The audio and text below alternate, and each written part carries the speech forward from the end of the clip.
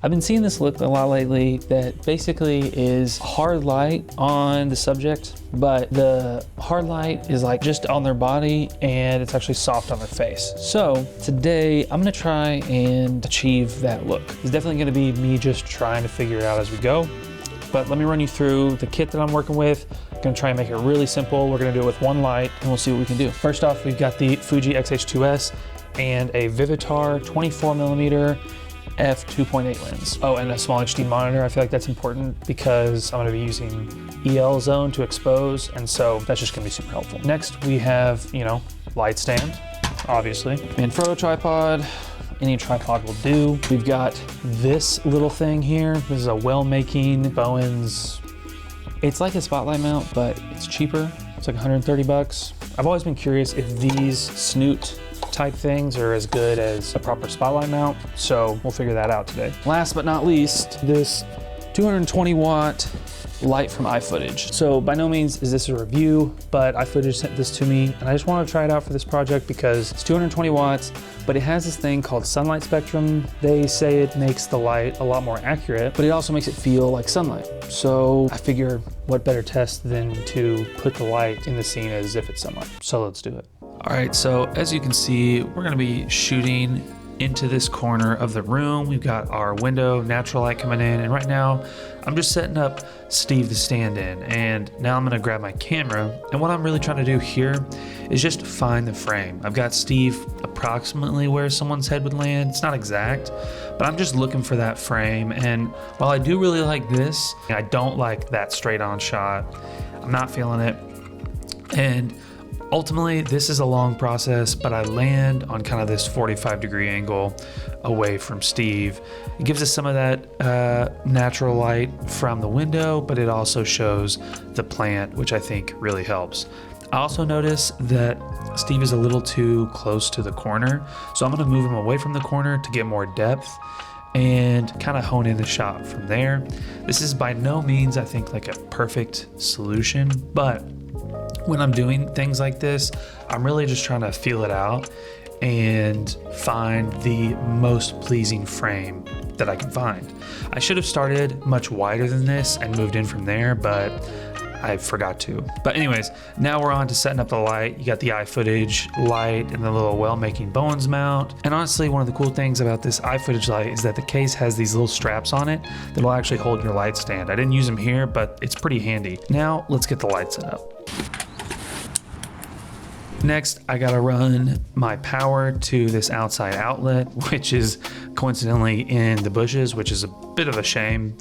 And ultimately, I plugged this light in only to realize that that outlet doesn't have power. So we're gonna have to run power from inside the house because Steve isn't looking too great right now with no extra light on. I mean, he looks okay, but that light is just coming in on the wall. But it takes some honing in because I actually had the light in the wrong position, so it was only hitting the wall and not hitting Steve, as you can see here. And this is just part of lighting a scene by yourself. There's gonna be some trial and error process going on, but now we get that light hitting Steve. It's gonna hit his face, it's gonna hit the stand a little bit. The downside of shooting with Steve is that he doesn't have a body, so it's kind of impractical. I can only see how the light's hitting his face. Also had to dial the shutter down to get the right exposure on this, but you get the idea. Now I'm back to a little composition fatigue. I was really struggling with the composition here. I could not find one that I liked. And I think half of it has to do with just Steve. He's a great guy, but it's hard to hone in the look when it's just a head. It's not as easy as I thought it would be.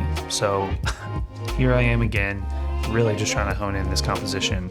I do feel like I got the exposure where I want it, but ultimately we're still just figuring it out. And as you can see, this is that hard light hitting Steve's face. And one thing that makes that hard light so impactful is that it is a very sharp shadow. And that's a coincidence of that well-making Bowens mount, like spotlight mount thing.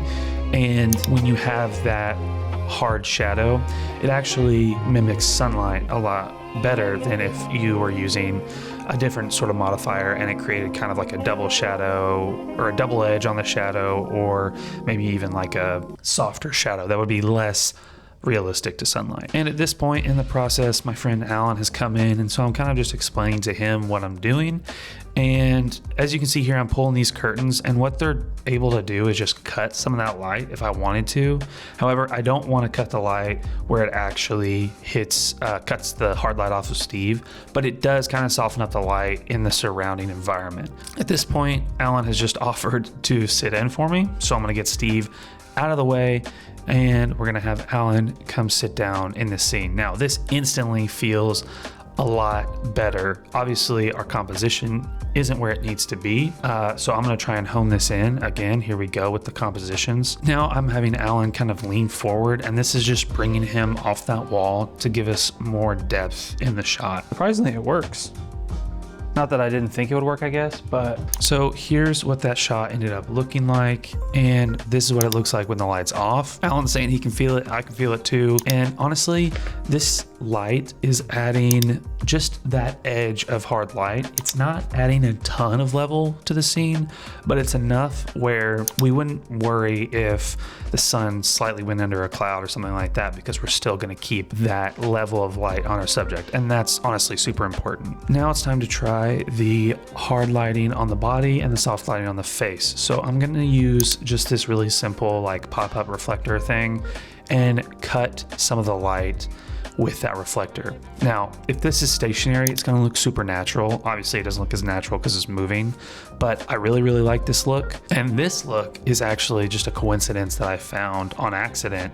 And what I love about this is that honestly, this is a really, really clean look. And all it is a 200 watt light coming in through the window with some simple diffusion. This could be a shower curtain right on the window, and you could even put it outside the window and it's gonna feel great. So this is definitely a technique I'm going to bring into my next shoot for sure. And lastly, I tried just another composition here. I wanted to just try something different because I foresee myself shooting a lot in this room, but also I saw this frame from this Post Malone live recording, and I wanted to see what it would look like to do the same sort of lighting setup with Alan laying down on the couch. Now, as you can see here, I'm bringing in that diffusion, and the line that it's giving on the couch and Alan does not look natural at all. I don't know what it was about how this was all panning out, but I really wasn't a fan of that look. It just like kind of hits super weird. I maybe should have angled it in a certain way or something. I'm really not sure what was wrong with that, but I just really didn't like it. What I do like about this shot, however, is that you can see the actual sun coming in through the windows in the kitchen back behind Alan, which I think adds a lot of texture to this scene. And so then my sun that's coming in and giving Alan a little bit of an edge just feels nice. So after further investigation and really digesting all the footage, I think what it really comes down to is that this setup is probably easier than I thought it would be. The addition of the light definitely ensures that there won't be any huge change in the level. And that's super important if you're gonna be shooting in a space for a long time, because I am shooting on a partly cloudy day. Earlier this morning, it was overcast, and so the cloud coverage definitely varies throughout the day. So adding a light like this to a scene like this is definitely going to help remedy that. And while the iFootage light is definitely putting out some serious output, I do think that 200 watts is a little limiting in this space. Like, we really couldn't push much more level than what you see in the video. And that's just because it's 200 watts. It's not because of any other reason. I think you just, when you're trying to overpower the sun that's already coming into that window, you're going to run into some power issues. But at 200 watts, I mean, it's pretty impressive in my opinion. Now, it is important to know that the sun does come through that window, but it's just pointing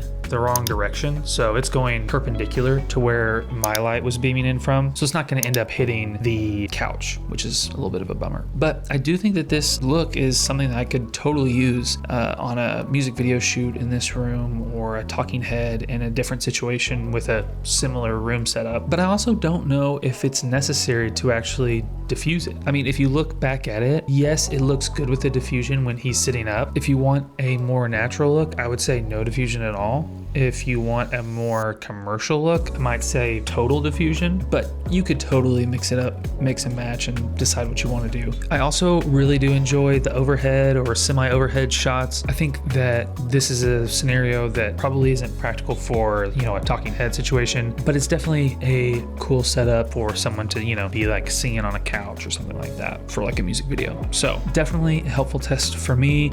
I think if you're using a light like this, or even this light, and you're lighting through your window, it's important to know that as long as the sun is not directly hitting your talent, I think this light is going to be powerful enough to actually bring in a little kicker light and light your subject. But if you do have that direct sunlight, then you're kind of running into the limits of just any 200 watt light in general. And when it comes to the well-making like snoot Bowen's mount lens thing, I think it's good, but a thing that I keep running into with it is that the lens isn't necessarily wide enough. So it creates a pretty narrow beam. And I think if I was going to do this again, I might look for a spotlight mount that has a much wider beam so that it would throw that hard light across more of the scene and not just directly on the talent. But I do think that, you know, if you're on a budget, it is a reasonable thing to give you the ability to run gobos on your light and have that hard source type look that any sort of like lens mount gives you. Let me know if you like this lighting experiment. I am planning to do a lot more of these. I have some very exciting lighting experiments coming up,